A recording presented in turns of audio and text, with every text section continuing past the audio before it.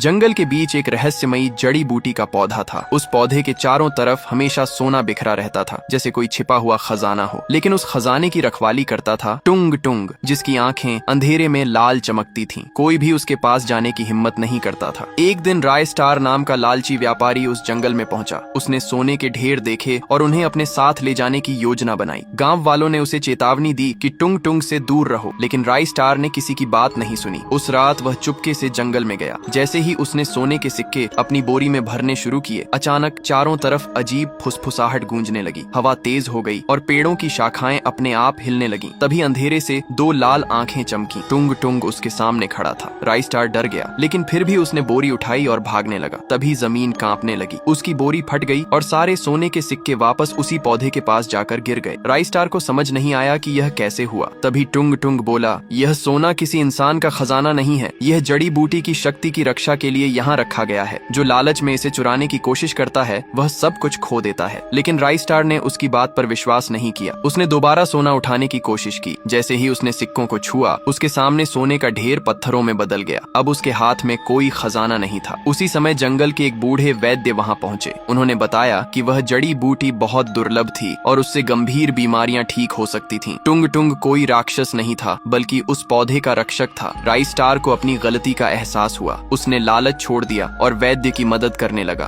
धीरे धीरे गांव के लोग उस जड़ी बूटी से लाभ पाने लगे। उस दिन के बाद किसी ने भी उस सोने को छूने की कोशिश नहीं की और कहते हैं कि आज भी रात के अंधेरे में टुंग टुंग की लाल आंखें उस रहस्यमयी पौधे की रखवाली करती दिखाई देती हैं।